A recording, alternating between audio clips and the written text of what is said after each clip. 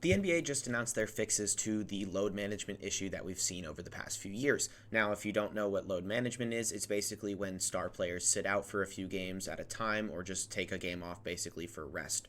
And it's ruining the NBA. Fans are coming to games to see these certain players and they can't because they don't play.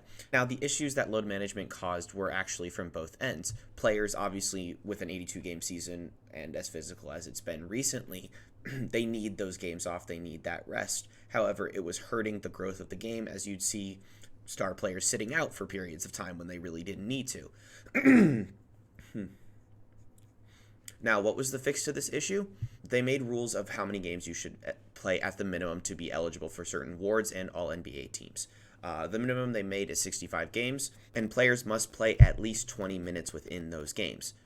So 20 minutes in at least 65 games. Now, there are protections against season-ending injuries, where I think it's if you've played 62 games or so and then acquire a season-ending injury, and then near misses in certain games, or it's like I think the maximum is they can have 2 games where they've played at least 15 minutes. So obviously a little bit of rule bending and whatnot, but overall, this is going to be a good change for the NBA. It's going to grow the game as they've already been trying to do. It's just overall a good change.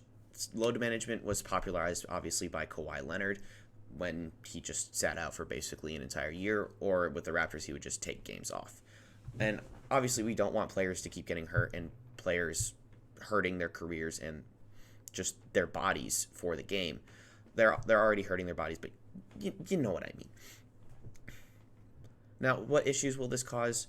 It'll cause random players who don't really deserve awards to win awards because they meet all the requirements while other players don't. Obviously, players can still have the idea that they can load manage in a sense, but they definitely can't to the extent and still get paid as much money as they do. Because obviously, winning these awards give incentives. If they make all NBA teams, they get more money in their contract. It's been an issue over the past few years, as I have said, and this is my opinion going to fix it. Not obviously as it was in the 80s and 90s when players would play all 82 games. You don't see that as often. Mikal Bridges was a wonder, and he played 83 games this season, and it was his first missed game. But this is just breaking news, a little update. Want to make a video, got a tweet while editing my other video. Go check that out. Subscribe, like. I'm going to be doing more content over the NBA playoffs as I have the week off pretty much from work. I can watch all the games. I'll give my nightly recap of each game. So yeah, that's about it. Just had to give a little update. See ya.